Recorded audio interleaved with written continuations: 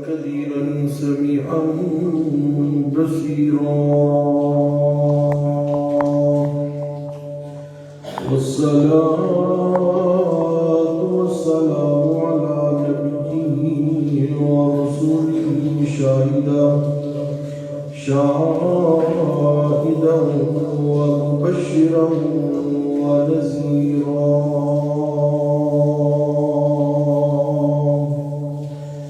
وعلى آله وأصحابه أجمعين كثيرا كثيرا.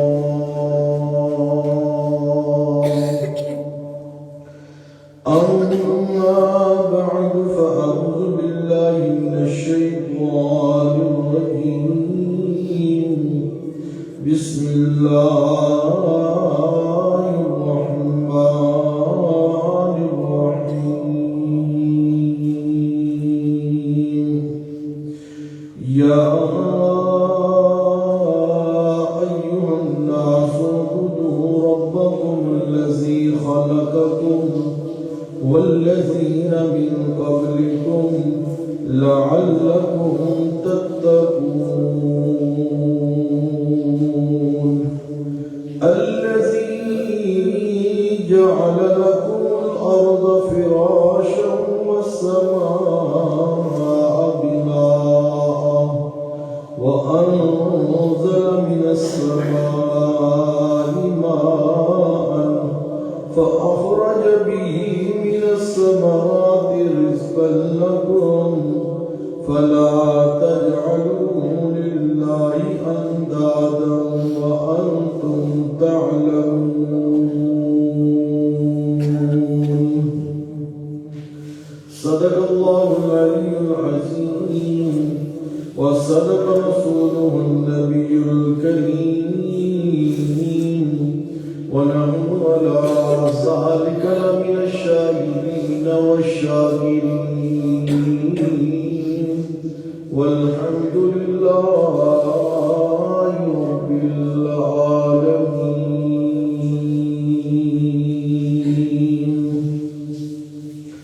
سامعین گرامی قدر، آج کی اس نشست میں انشاءاللہ تعالی العزیز قرآن مجید کی سورۃ البقرہ، جس کا ترتیبی اعتبار سے نمبر 2 ہے اور نزول کے اعتبار سے جس کا نمبر 87 ہے، اس کا مختصر خلاصہ عرض کیا جائے گا. یہ سورۃ البقرہ مدنی سورت ہے اور اس کو سورۃ البقرہ کہنے کی وجہ یہ ہے کہ اس سورت میں اس کے 7ویں رکوع میں گائے کا تذکرہ ہے. عربی میں گائے کو بقرہ کہتے ہیں، تو اس وجہ سے اس سورت میں گائے کا تذکرہ ہوا ہے، اس کو سورۃ البقرہ کہتے ہیں. اور یہ قرآن مجید کی سب سے بڑی سورت ہے. جہاں تک سورہ بقرہ کے فضائل کا تعلق ہے تو رسول کریم صلی اللہ علیہ وسلم نے فرمایا کہ بھئی سورہ بقرہ پڑھا کرو، اس کا پڑھنا باعث برکت ہے اور اس کا چھوڑ دینا حسرت اور بدنصیبی ہے. اور فرمایا تیسری بات کہ آل باطل سورہ بقرہ پر قابو نہیں پا سکتے. آل باطل اس پر قابو نہیں پا سکتے، یعنی جو سورہ بقرہ کو پڑھے گا آل باطل اس پر قابو نہیں پا سکتے. امام قرطبی نے حضرت معاویہ رضی اللہ تعالی عنہ سے یہاں نقل فرمایا کہ یہاں آل باطل سے مراد جادوگر ہے. آل باطل سے مراد کون ہے؟ جادوگر. اگر جادوگر جادو کرنے لگے تو سورہ بقرہ کو پڑھا جائے تو جادوگر کا جادو چل سکتا نہیں ہے. کیونکہ جادو کلام ہے شیطانی، جادو کلام ہے شیطانی، اور سورہ بقرہ یہ کلام ہے رحمانی۔ سبحان اللہ، سبحان اللہ۔ تو کلام رحمانی کے مقابلے میں کلام شیطانی جیت سکتا نہیں ہے۔ بات سمجھ آ رہی ہے؟ اس لیے کبھی کچھ اس طرح کی بات محسوس ہونے لگے تو سورہ بقرہ کو پڑھنے کا معمول بنائیے، سورہ بقرہ کو پڑھنے کا معمول بنائیے۔ اور سورہ بقرہ کا ایک نام فسطاط القرآن بھی آیا ہے۔ فسطاط عربی میں کہتے ہیں خیمے کو، کس کو؟ خیمے کو۔ جس طرح خیمہ اپنے نیچے بیٹھنے والوں کو اپنے نیچے اپنے سائے میں لے لیتا ہے، ان پر حاوی ہو جاتا ہے۔ کیا ہو جاتا ہے؟ حاوی ہو جاتا ہے۔ تو فرمایا کہ جس طرح خیمہ اپنے نیچے والوں پر حاوی ہے، ان پر چھا جاتا ہے، اسی طرح یہ سورہ بقرہ قرآن مقدس میں جتنے بھی مضمون بیان ہوئے ہیں ان تمام مضامین پر سورہ بقرہ حاوی ہے۔ سورہ بقرہ کیا ہے؟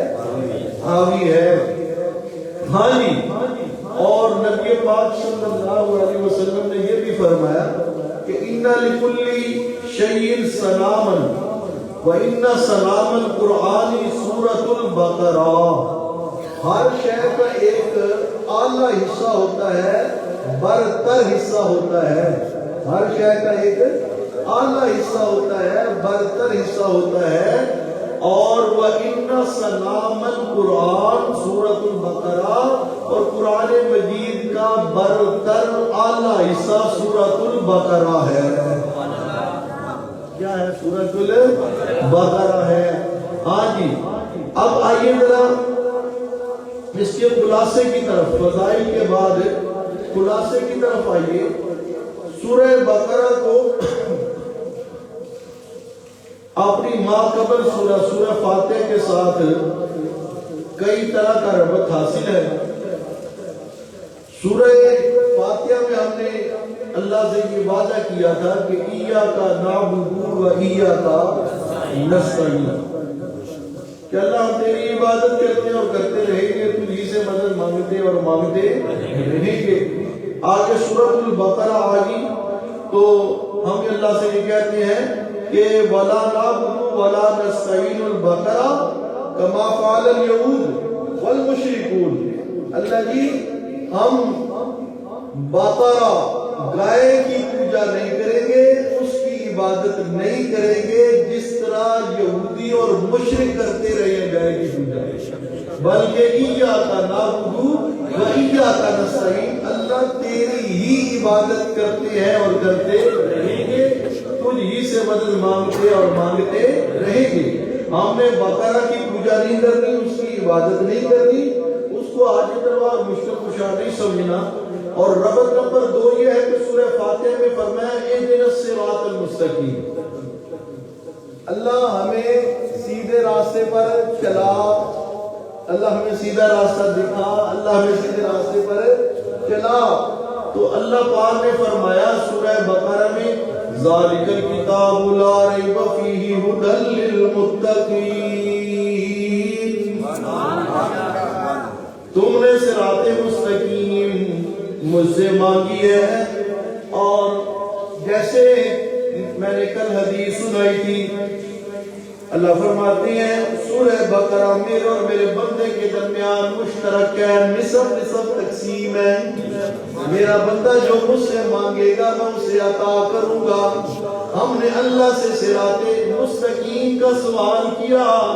سورہ فاتحہ میں اللہ پاک نے فرمایا سورہ بقرہ کے شروع میں ذالک الکتاب لا ریب فیہ ھدی للمتقین، تم صراط مستقیم مانگتے تھے نا، لے لو آ گئی ہے کتاب، اور کتاب بھی ایسی کتاب ہے جس کے ماتھے پر لکھا ہوا ہے ذالک الکتاب لا ریب فیہ، لا ریب فیہ، جس کے اندر شک کرنے کی گنجائش نہیں ہے، جو لا ریب ہے، جو بے عیب ہے۔ قرآن لا ریب بھی ہے، قرآن بے عیب بھی ہے۔ قرآن کے ذریعے باقی باتیں تبدیل ہو سکتی ہے، قرآن کی آیت کے مقابلے میں روایت کو قرآن کے مطابق بنایا جا سکتا ہے، مگر قرآن کو روایت کے مطابق نہیں بنایا جائے گا۔ اس لیے کہ یہ ذالک الکتاب لا ریب فیہ، یہ ایسی کتاب ہے کہ اس کے اندر شک نہیں ہے۔ یہ دنیا کی واحد کتاب قرآن مقدس ہے جس کا یہ خاصہ ہے لا ریب فیہ ھدی للمتقین۔ ہاں، اس لیے اللہ کے نبی صلی اللہ علیہ وسلم نے فرمایا وَمَنِ ابْتَغَى الْهُدَى فِي غَيْرِهِ أَضَلَّهُ اللَّهُ هُوَ حَبْلُ اللَّهِ الْمَتِينُ هُوَ ذِكْرُ الْحَكِيمُ هُوَ صِرَاطٌ مُسْتَقِيمٌ۔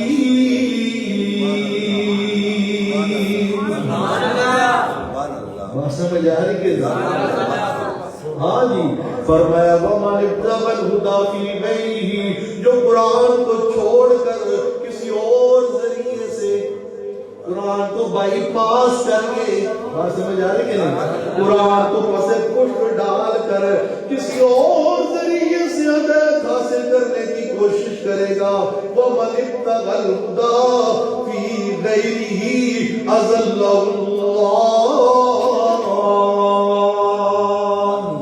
میرے نبی کی زبان ہے، بے عیب زبان ہے، لا ریب زبان ہے، سبحان اللہ۔ بات سمجھ آ رہی ہے؟ فرمایا جو قرآن کو بائی پاس کر کے قرآن کو چھوڑ کر کسی اور ذریعے سے ہدایت حاصل کرنے کی کوشش کرے گا، اللہ اس کو گمراہ کر دیں گے۔ ہوا حبل اللہ المتین، اللہ کی مضبوط ترین رسی بولنا کیا ہے؟ قرآن ہے، قرآن ہے، قرآن ہے۔ فرمایا ہوا ذکر الحکیم، نصیحت سے پرترین کتاب کون سی ہے؟ قرآن ہے۔ آگے فرمایا وَهُوَ صِرَاطٌ مُسْتَقِيمٌ،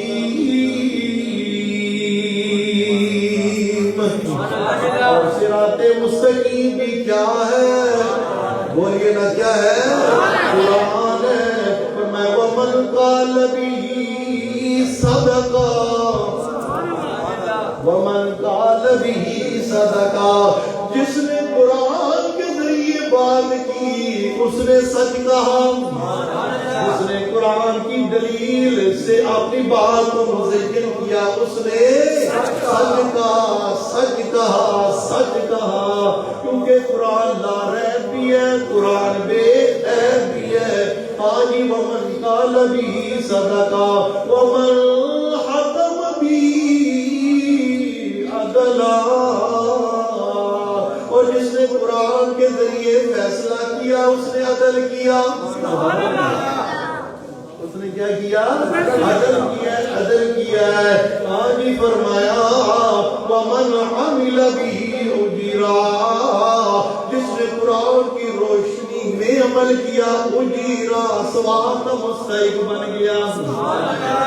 آج آگے فرمایا وَمَنْ دَعَا إِلَيْهِ هُدِيَ إِلَى صِرَاطٍ مُسْتَقِيمٍ۔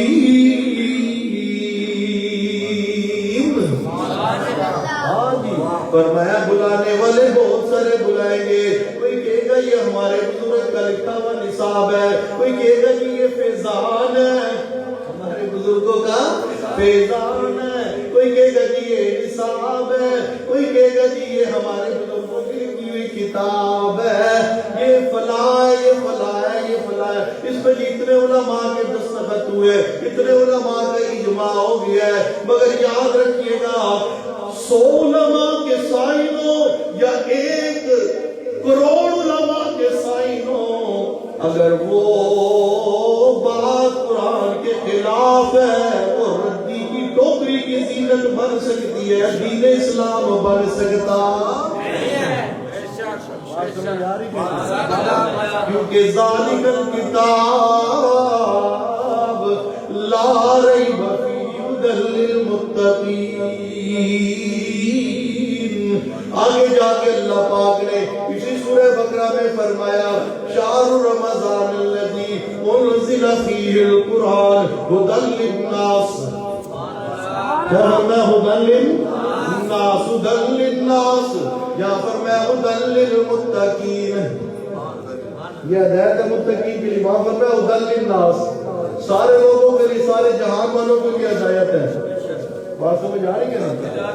ادھر للناس ہے، ادھر للمتقین ہے، ادھر معاملہ خاص ہو گیا، ادھر معاملہ عام ہے۔ بات سمجھ آ رہی ہے نہیں؟ اس آیت میں معاملہ عام ہے، اس آیت میں معاملہ خاص ہے۔ ہاں جی، قربان جائے حضرت شیخ القرآن رحمت اللہ تعالیٰ علیہ پر، سبحان اللہ۔ وہ فرمایا کرتے تھے آپ نے استاد رئیس المفسرین حضرت الوادی رحمت اللہ تعالیٰ علیہ کے حوالے سے، بے قرآن ہے تو ھدی للناس، سبحان اللہ، قرآن ہے ھدی للناس، مگر اس قرآن سے استفادہ کرنے والے ھدی للمتقین، وہ متقین ہے۔ آیا تو یہ سب کے لیے نا، ہر خاص و عام کے لیے، ہر فرقے کے لیے، ہر طبقے کے لیے، ہر چھوٹے بڑے کے لیے، شمال مشرق جنوب، سب کے لیے، سب کے لیے۔ بات سمجھ آ رہی کہ نہیں؟ ہندوؤں کے لیے، یہودیوں کے لیے، عیسائیوں کے لیے، سبائیوں کے لیے، رضائیوں کے لیے، خدرائیوں کے لیے، مگر ہے یہ ھدی للناس ہے، اس سے استفادہ کرنے والے ھدی للمتقین ہیں۔ سبحان اللہ۔ اللہ میاں حضرت والد صاحب کی قبر پر کروڑوں رحمت نازل فرمائے۔ یہ ان کا پڑھایا ہوا سبق ہے، سنایا ہوا سبق ہے۔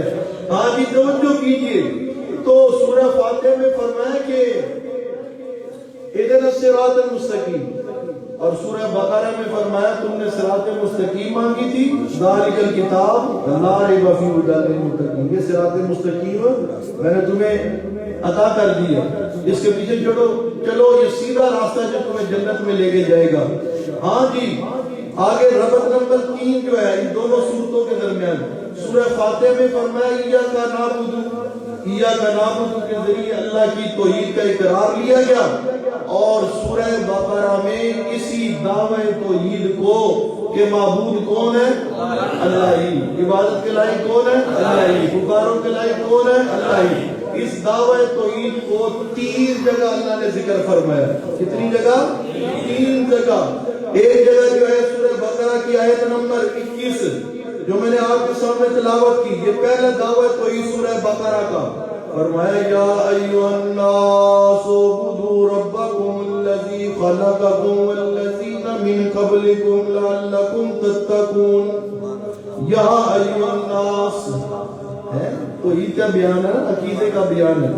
اللہ نے سب کو مخاطب کیا، اگلے پچھلے سب کو، قیامت تک آنے والے سب کو، فرمایا یا ایھا الناس، اے نسل انسانی سنو، اعبدوا ربکم الذی، عبادت کرو اس ذات کی جس ذات نے خلقکم، پیدا کیا تمہیں، والذین من قبلکم، خالی تمہیں پیدا نہیں کیا، والذین من قبلکم، جو تم سے پہلے ہو گزرے ہیں ان کو بھی پیدا کرنے والا کون ہے؟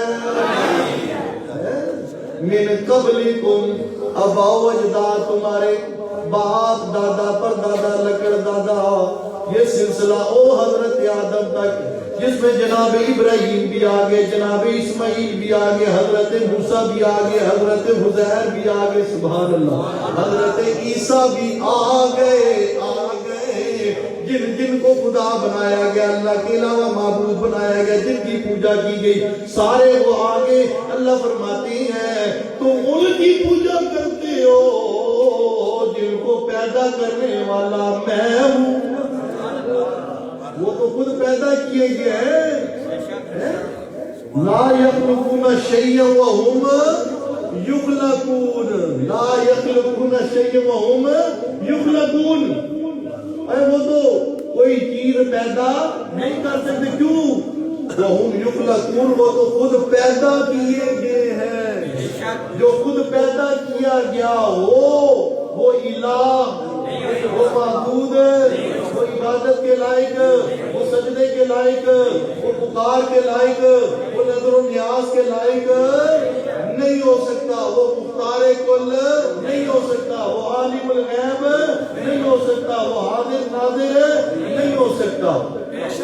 ہاں جی فرمایا یا الناس اعبدوا ربکم الذی خلقکم والذین من قبلکم لعلکم تتقون.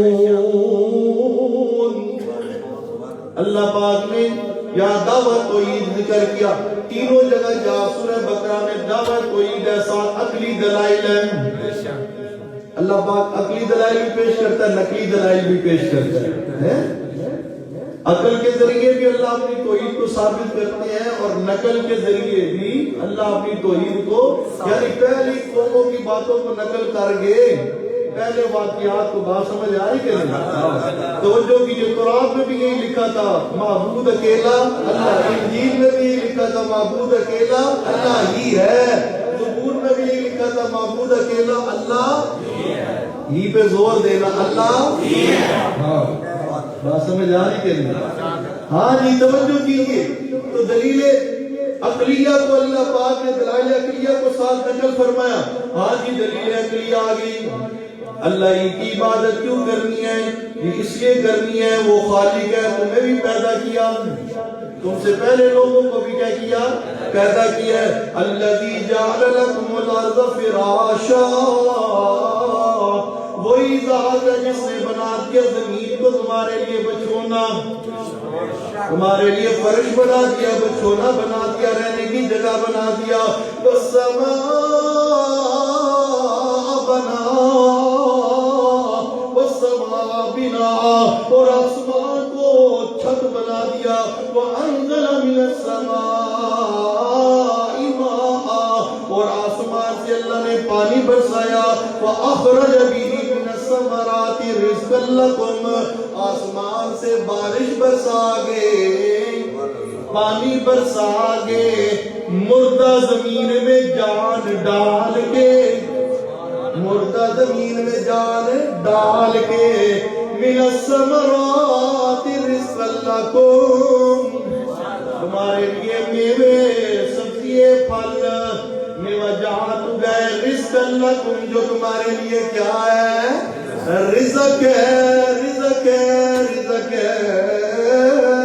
اور میں دیکھو نا جب زمین کو بچھونا بنانے والا میں اللہ، آسمان کو چھت بنانے والا میں اللہ، آسمان سے پانی برسانے والا میں اللہ، پانی برسا کے مردہ زمین کو زندہ کرنے والا میں اللہ، اور مردہ زمین کو زندہ کرنے کے بعد اس سے پھلات اور میوہ جات اور مختلف قسم کی سبزی اگانے والا میں اللہ ہوں. تو پھر نتیجہ کیا نکلا؟ فَلَا تَجْعَلُوا لِلَّهِ أَنْدَادًا،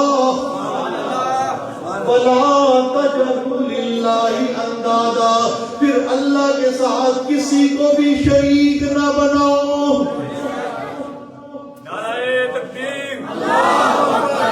اللہ کے ساتھ کسی کو بھی شریک نہ بناؤ. اللہ بھی حاجت روا تو پیروں نے پیر بھی حاجت روا. اللہ بھی مشکل کشا تو حضرت علی بھی مشکل کشا. اللہ بھی مختار کل تو پیارے پیغمبر امام اعظم ہے، سارے نبیوں کے سردار. بعد از خدا بزرگ کوئی قصہ مختصر آمنہ کے لال محمد الرسول اللہ، وہ بھی مختار کل. فرمایا نہیں فلا تجعلوا للہ اندادا وانتم تعلمون، تم جانتے ہو یہ سارے کام کرنے والا کون ہے؟ اللہ. تو پھر حاجت روا بھی اکیلا اللہ، مشکل کشا بھی اکیلا اللہ، پکارے سننے والا بھی اکیلا اللہ، قبول کرنے والا بھی اکیلا اللہ، عطا کرنے والا بھی اکیلا اللہ. وَلَا تَجْعَلُوا لِلَّهِ أَنْدَادًا وَأَنْتُمْ تَعْلَمُونَ. ہاں جی یہ پہلا دعوت توحید تھا. دوسرا دعوت توحید آیت نمبر 161 میں اللہ پاک نے جو ہے 163 میں بیان فرمایا. فرمایا وَإِلَٰهُكُمْ إِلَٰهٌ وَاحِدٌ. سورہ بقرہ کا دوسرا دعوت کوئی ہے ایاک نعبد و ایاک نستعین کو ثابت کرنے کے لیے. فرمایا وَإِلَٰهُكُمْ إِلَٰهٌ وَاحِدٌ لَا إِلَٰهَ إِلَّا هُوَ الرَّحْمَٰنُ الرَّحِيمُ.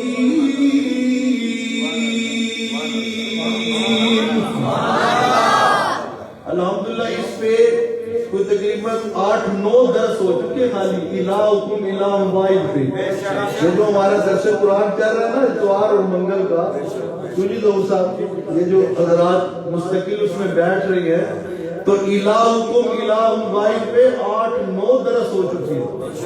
وہ بھی مختصراً بات سمجھ آ رہی کہ یہ سورہ بقرہ کا دوسرا دعوت توحید ہے. وہ لوگوں الہ تمہارا الہ واحد. یہ قرآن ہے نا 163 نمبر آیا سورہ بقرہ کی. وَإِلَٰهُكُمْ إِلَٰهٌ وَاحِدٌ لَا إِلَٰهَ إِلَّا هُوَ الرَّحْمَٰنُ الرَّحِيمُ. اے لوگوں تمہارا الہ اکیلا اللہ, الہ واحد. اب کوئی اکیلے اللہ کو الہ نہ مانے بلکہ حضرت عیسیٰ کو بھی الہ ماننے لگے, کیا بنے گا؟ بولیے نہ بولیے. حضرت مریم صدیقہ کو الہ مانے عیسائیوں کی طرح تو کیا بنے گا؟ حضرت عزیر کو الہ مانے تو کیا بنے گا؟ مشرکین عرب کی طرح حضرت ابراہیم کو الہ مان لے تو تب کیا بنے گا؟ حبل کو الہ مان لے تو کیا بنے گا؟ لات منات عزا کو مان لے تو کیا بنے گا؟ قوم نوح کی طرح ود سوا یعوث یعوق نصر کو 5 تن کو, بات سمجھ آ رہی ہے نہیں, 5 تن کو وہ قوم نوح آگے آئے گا. انہوں نے بھی ان کے 5 بزرگ تھے, 5 بزرگوں کو وہ انہوں نے الہ بنایا ہوا تھا. کیا بنایا ہوا تھا؟ الہ بنایا ہوا تھا. جب حضرت نوح علیہ السلام نے کہا یا قوم اعبدوا اللہ ما لکم من الہ غیرہ, او میری قوم والو اللہ کے علاوہ تمہارا کوئی اور الہ نہیں ہے. ما لکم من الہ غیرہ, اللہ کے علاوہ کوئی الہ نہیں. وہ کہنے لگے لا تذرن آلہتکم ولا تذرن ودا ولا سواع ولا یعوث ویعوق ونسرا. انہوں نے کہا جو کے کہنے پر اپنے الہوں کو نہ چھوڑنا, سارے الہوں کو نہیں چھوڑنا مگر خاص کر ان 5 کو تو بالکل نہیں چھوڑنا. ان 5 کو بالکل نہیں چھوڑنا. توجہ کیجئے, اگر وہ قوم نوح علیہ 5 بزرگوں کو الہ مانے تو پکے, اور اگر کوئی مسلمان کے لوانے والا مسلمانیت کا لیبل لگا کے 5 تن کو الہ بنا لے, بولیے نا بلکہ وہ آگے بڑھے بلکہ کہ 12 امام الہ ہے. بولیے نا کیوں قرآن کا انکار ہے؟ قرآن کہتا ہے وَإِلَٰهُكُمْ إِلَٰهٌ وَاحِدٌ. لوگوں تمہارا الہ اکیلا اللہ ہی, لا الہ الا هو الرحمن الرحیم. انشاءاللہ حضرت والی صاحب رحمت اللہ علیہ کا یہ طریقہ چلا آ رہا ہے شروع سے کہ جمعۃ الوداع پہ لا الہ الا اللہ کا معنی مطلب مفہوم بیان کرتے ہیں. انشاءاللہ اس دفعہ بھی بیان ہوگا اللہ کے توفیق سے, اللہ مقدر میں فرمائے. ہاں جی توجہ کیجئے, فرمایا کہ الہ اکیلا اللہ ہے. کیوں؟ آگے پھر اللہ پاک نے عقلی دلیل دے دی. فرمایا ان فی خلق السماوات والارض واختلاف الليل والنهار والفلك التي تجري في البحر بما ينفع الناس وما أنزل الله من السماء من ماء فأحيا به الأرض بعد موتها وبث فيها من كل دابة وتصريف الرياح والسحاب المسخر بين السماء والأرض لآيات لقوم يعقلون.